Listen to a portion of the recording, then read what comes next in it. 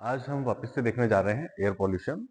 इसी को कंटिन्यू कर रहे हैं फर्दर। तो एयर पॉल्यूशन का बेसिकली पार्ट 2 हम देख रहे हैं। आज हम किस चीज पर फोकस करने वाले हैं? सोर्सेज ऑफ एयर पॉल्यूशन पर फोकस करने वाले हैं, है ना। तो आज मेजरली हम केवल सोर्सेज ऑफ एयर पॉल्यूशन देखने वाले हैं। इसके हेल्थ इफेक्ट हम देखेंगे नेक्स्ट सेशन में। अगेन एक इंटरेस्टिंग डेटा मैं आपको शुरुआत में बताऊं कि हम वापस से एयर पॉल्यूशन के ऊपर क्यों क्यों क्यों इतना फोकस कर रहे हैं। क्योंकि जैसे कि कल मैंने आपको बताया था कि around 7 million pre mature deaths इससे ग्लोबली होती है। अगर हम इंडिया की बात करें तो approximately 2 million pre mature deaths annually हमारे इंडिया में होती हैं just because of air pollution. तो ये तो बड़ी जानलेवा चीज है अगर देखा जाए इंडिया में, क्योंकि 7 million all over the world और उसमें से 2 मिलियन इन इंडिया, तो ये तो काफी चौंकाने वाला आंकड़ा है ना। इसलिए इंडिया में, वैसे तो ग्लोबली इसकी बहुत जरूरत है एयर पोल्यूशन कंट्रोल करने की, बट हमें भी अपने कंट्री में इसके बारे में बात करना, अवेयरनेस फैलाना, सोर्सेज को आइडेंटिफाई करना, और अगर हम जिस भी तरीके से government and the citizen mutual operation से जितना हेल्प कर सकते हैं, जितना कंट्रीब्यूशन कर सकते हैं इसको रिड्यूस करने में, वो हमें करना चाहिए। बट उससे पहले हमें ये पता हो कि एक्चुअली में आ कहाँ से रहा है। तो आज हम देखते हैं इसके सोर्सेज। ये देखो, दो तरीके के सोर्सेज हो सकते हैं। एक है आपका नेचुरल सोर्स। तो नेचुरल सोर्सेज में क्या आएगा, जैसे हवा चलती है ना, विंड ब्लो होती है, तो हवा के साथ कुछ डस्ट के पार्टिकल्स भी आ जाते हैं। ये एक तरीके का एयर पॉल्यूशन ही है। डस्ट की क्वांटिटी अगर एयर में एक लिमिट से ज्यादा हो जाए तो पॉल्यूशन हो जाता है। तो हवा के चलने से भी विंड ब्लोन डस्ट हो सकती है। सेकेंड, इसका जो मेजर सोर्स है वो है आपका वॉल्केनिक इरप्शन। वॉल्केनिक इरप्शन, ज्वालामुखी, आपने देखा होगा, वीडियोस आपने शायद में भी कभी देखे हो। जब एक्सप्लोड होता है, इरप्ट होता है, तो वहां से बहुत सारी फ्लाई ऐश निकला करती है, बहुत सारी गैसेज निकलती हैं, है ना। कई सारी गैसेज निकलती हैं, एक नहीं कह सकती, तो बहुत सारी गैसेज का मिक्सचर वहां से निकलता है। तो ये भी एक बड़ा नेचुरल सोर्स है एयर पोल्यूशन का। देन हम बात करते हैं फॉरेस्ट फायर। तो आपने कभी कभी ये भी सुना होगा कि जंगल में आग लग गई है ना। और जब हम ये सुनते हैं तो कई सारे एग्जांपल्स में हम देखते हैं कि महीनों महीनों तक ये फॉरेस्ट फायर जो है वो बुझती नहीं है, तो बड़ा खतरनाक सा काम हो जाता है। तो ये होते बड़े लार्ज स्केल पर हैं, वॉल्केनिक इरप्शन भी और फॉरेस्ट फायर भी। जब ये होते हैं तो बहुत बहुत ह्यूज अमाउंट में ये पॉल्यूटेंट्स रिलीज करते हैं, ये बात ठीक है। लेकिन ये होते इतने फ्रीक्वेंटली नहीं है एक्चुअली। ये इनके साथ में एक बेनिफिट है। फॉरेस्ट फायर आप देखोगे कि अमूमन हमें जनरली ऐसा सुनने में नहीं आती, बहुत सालों में कई एक बार ऐसा हो जाता है कि बहुत ही ज्यादा बड़े लेवल पर फॉरेस्ट फायर हुई है। ये वॉल्केनिक इरप्शंस भी जो है वो इतने फ्रीक्वेंटली, इतने लार्ज स्केल पर नहीं होते। तो यहाँ से निकलने वाले जो भी पॉल्यूटेंट्स हैं उनको डाइल्यूट होने का टाइम मिल जाता है। तो हम ये कहेंगे कि बहुत ज्यादा इम्पैक्ट इनका नहीं पड़ रहा है। क्वांटिटी अच्छी खासी निकलती है जब भी होता है, बट क्योंकि ये फ्रीक्वेंट नहीं है। एक हम देख लें लास्ट, तो माइक्रोबायल एक्टिविटीज हो सकती है। माइक्रोबायल एक्टिविटीज में क्या होगा कि कुछ बैक्टीरिया जो है, जैसे हम एक सड़ने की प्रोसेस को हम समझे, डिकम्पोजिशन ऑफ ऑर्गेनिक मैटर की अगर हम बात करें, तो वहां पर भी दो तरीके से हो सकता है, एरोबिक एंड एनारोबिक, यानी एयर की प्रेजेंस में हो या फिर एयर की एब्सेंस में हो। तो दोनों ही प्रोसेस में अलग अलग टाइप की गैसेज निकलती हैं। एनारोबिक प्रोसेस अगर आप करते हो तो मीथेन गैस वहां से रिलीज हो जाती है। बैक्टीरिया है ना, अपना काम कर रहे होते हैं ऑर्गेनिक मैटर को डिकम्पोज करने का, और एज अ बाई प्रोडक्ट वहां से मीथेन निकलने लगती है। और मीथेन, जैसा कि आपको पता है कि एक ग्रीन हाउस गैस है, ठीक है। ये इसका माइक्रोबायल एक्टिविटी का एग्जाम्पल हो गया। तो ये कुछ हमारे नेचुरल सोर्सेज थे, बट ये इतने प्रॉब्लमेटिक नहीं है, क्योंकि इनकी क्वांटिटी बड़ी ज्यादा है, लेकिन ये फ्रीक्वेंट नहीं है। अब आते हैं हम मेजर प्रॉब्लम वाली बात पर। तो जो सेकंड टाइप के हमारे सोर्सेज होते हैं वो हो सकता, उनको हम कहते हैं एंथ्रोपोजेनिक, या मेन मेड सोर्स, जो हमने खुद ने क्रिएट किए हैं। अब उनमें क्या होगा, तो सबसे पहले हम देखते हैं इंडस्ट्रीज। ठीक है, इंडस्ट्रीज का क्या है कंट्रीब्यूशन, अगर हम एक बार समझने की कोशिश करें, तो अगर हम इंडिया में टोटल एयर पोल्यूशन जो आप देख पा रहे हैं, उस एयर पोल्यूशन का 51% जो कंट्रीब्यूशन है वो केवल इंडस्ट्रियल प्रोसेसेस से आता है। आधे से ज्यादा जो एयर पोल्यूशन है वो कहाँ से क्रिएट हो रहा है? इंडस्ट्रीज से क्रिएट हो रहा है। अच्छा जी, इंडस्ट्रीज में जैसे क्या होता है, हम उसकी बात करें। थर्मल पावर प्लांट है आपका एक पहला एग्जांपल, ये हो सकता है ना। इसमें क्या करते हैं, कोल को बर्न किया जाता है, बहुत लार्ज स्केल पे किया जाता है, कंटिन्यूअस प्रोसेस है, लगातार चलता रहता है, और बहुत ह्यूज क्वांटिटी में हम कोल को यहाँ पे बर्न करने का काम करते हैं। तो जब कोल को बर्न करते हैं तो क्या होता है, वहां से देखो आप बहुत सारी फ्लाई एश निकलती है, राख जिसको आप बोल सकते हो। है ना। तो ये भी एक बड़ी एक प्रॉब्लम है कि इतनी ह्यूज क्वांटिटी में यहाँ से फ्लाई ऐश निकलती थी और अभी भी निकलती है, लेकिन पहले के टाइम पे बड़ा मुश्किल था कि इतनी सारी राख को हम डिस्पोज कैसे करें, डेली के डेली ही निकलती जा रही है। फिर उसके बाद में उस फ्लाई ऐश को लेकर के रीयूज किया गया, कुछ मटेरियल्स में थोड़ा सीमेंट में उसको ऐड करना शुरू कर दिया, ब्रिक्स बनाना शुरू कर दिया, इस तरीके की चीजों में हमने उसको रीयूज किया। तब जाकर के ये फ्लाई ऐश का जो काफी पोर्शन था वो यानी बर्डन जो हमारे ऊपर पड़ रहा था, ओवर बर्डन कह लें, तो वो काफी हद तक कम हुआ, but still it's a problem.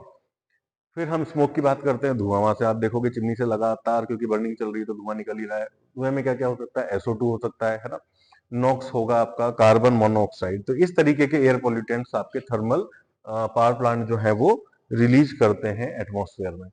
Second अगर हम बात करें मेटलर्जिकल, मेटल से रिलेटेड जहाँ पे प्रोसेस होती है, मेटल का फॉर्मेशन हो सकता है, ओर से हम मेटल को निकालते हैं, है ना। तो ये सब प्रोसेस जो है वो मेटलर्जिकल इंडस्ट्रीज में आते हैं। यहाँ पे क्या होगा, यहाँ से डस्ट निकलेगी, स्मोक निकलेगा, SO2 निकल सकती है, फ्यूम्स निकलेंगे यहाँ से लेड या जिंक के। ठीक। फिर हम देखते हैं पेट्रोलियम रिफाइनिंग।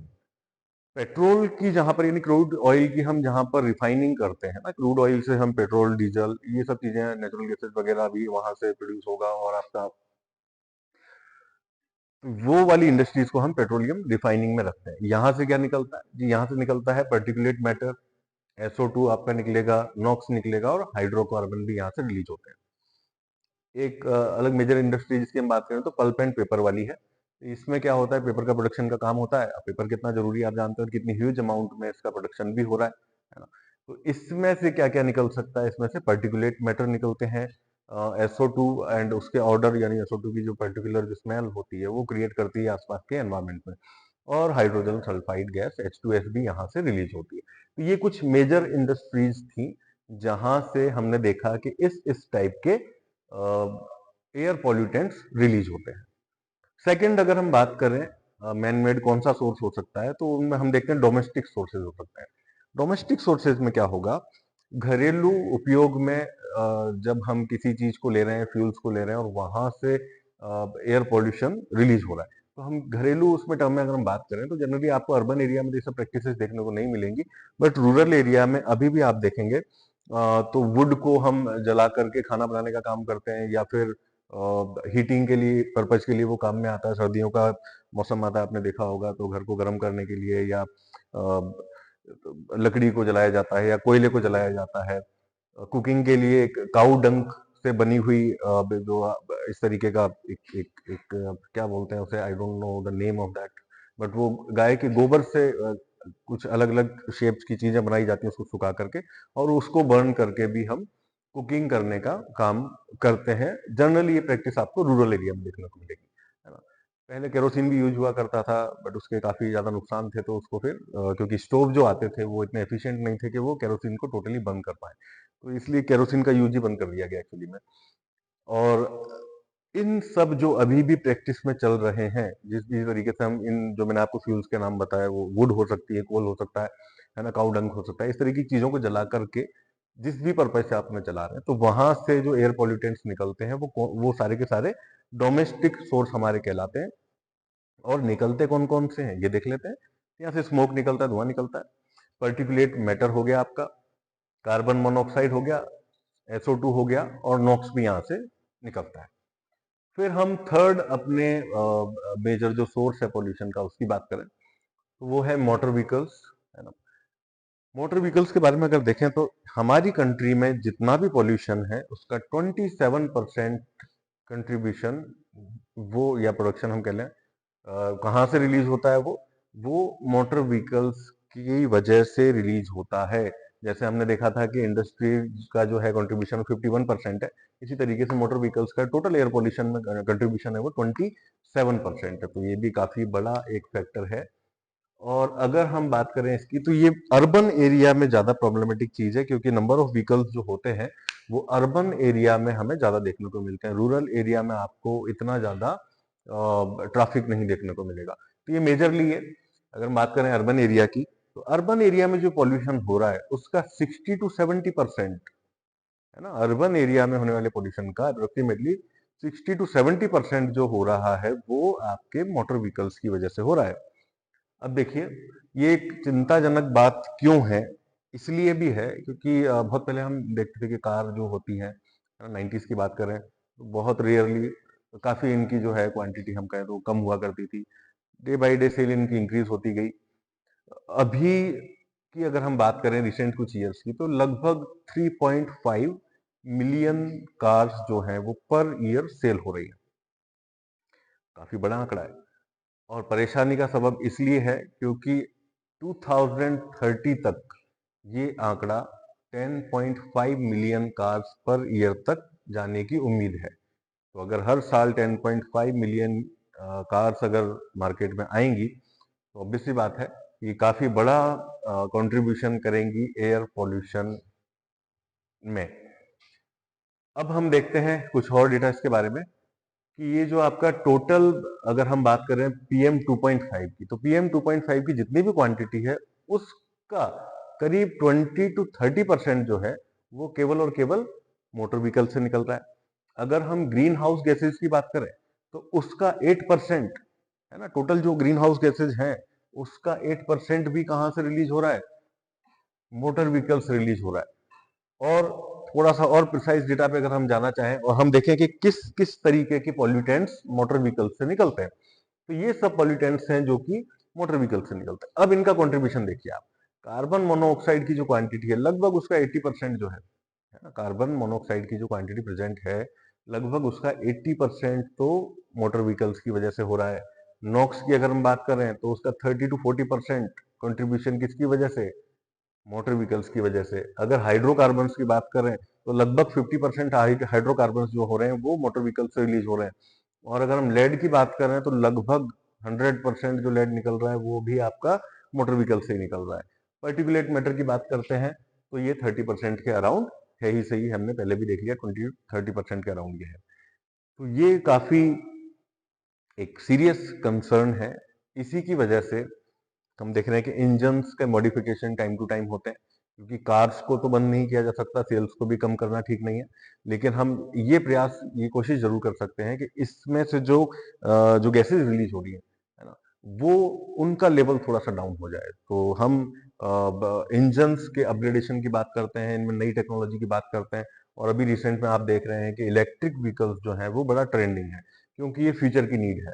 ये दो तरीके से हमारे लिए जरूरी हो जाता है, क्योंकि इस पर एस्टिमेशन जिस तरीके से अभी हम पेट्रोल डीजल का यूज कर रहे हैं तो अराउंड 2075 तक ये खत्म से हो जाने वाले हैं, है ना। तो हम बहुत लंबे टाइम तक तो पेट्रोल डीजल से कार वैसे भी नहीं चला पाएंगे।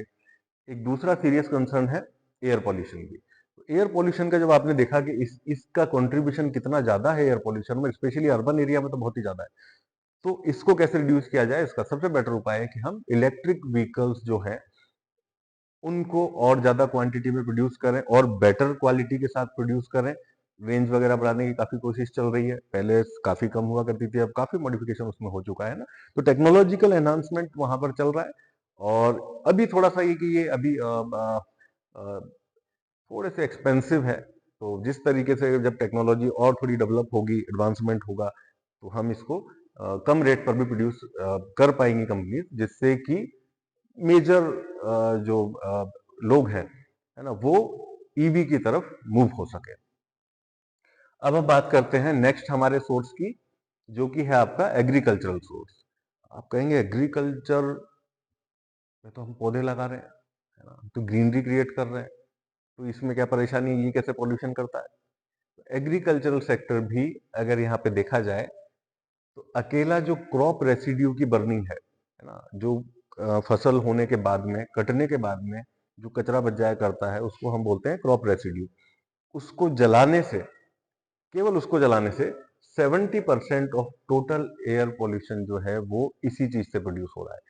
51 वहां था, 27 यहाँ था, और 17% लगभग हमारे क्रॉप के रेसिड्यू की बर्निंग से प्रोड्यूस हो रहा है। ठीक है, ये एक बड़ा आंकड़ा है।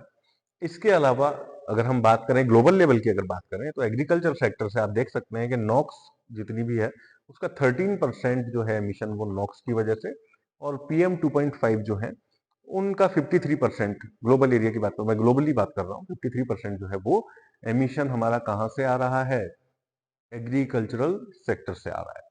अब एग्रीकल्चर सेक्टर में और क्या परेशानी है और किस किस तरीके से ये एयर का पॉल्यूशन करता है, तो आपने जनरली बात सुना होगा पेस्टिसाइड्स के बारे में, आपने नाम सुना होगा आपने। पेस्टिसाइड्स क्या करते हैं, जो फसलों में अनवांटेड चीजें, जैसे हम वीड कहते हैं, वो उग जाया करते हैं, जो पौधे हमें जरूरी नहीं है, खरपतवार जिसको हम कहते हैं, है ना। कीड़े वगैरह आ जाते हैं, है ना, इंसेक्ट्स आ जाते हैं, उसकी वजह से वो फसल को नष्ट कर देते हैं। तो उनके लिए इन सब चीजों को, जो कि हमारे क्रॉप्स को नुकसान पहुंचा सकती है, इनको रोकने के लिए जो केमिकल्स हम यूज करते हैं, मेनली हम कहते हैं कीटनाशक की बात हम कर रहे हैं, है ना, तो वो हमारे पेस्टिसाइड्स कहलाते हैं। क्योंकि वो केमिकल है और जानलेवा केमिकल है, खतरनाक तो है ही सही, है ना। तो उनमें से कुछ ऐसी चीजें निकलती हैं जो कि उड़ करके हवा में जा सकती है और एयर को पोल्यूट करने का काम करती है। तो किस किस टाइप के चीजें जो है हमारे पेस्टिसाइड से निकलती है, तो हम देखें कि अमोनिया उसमें से रिलीज होता है ना, फॉस्फेट होता है, क्लोरीनेटेड हाइड्रोकार्बन्स हो सकते हैं, और आपके पर्टिकुलेट फॉर्म में आर्सेनिक और लेड भी हवा में जाते हैं आपके पेस्टिसाइड्स के यूज से।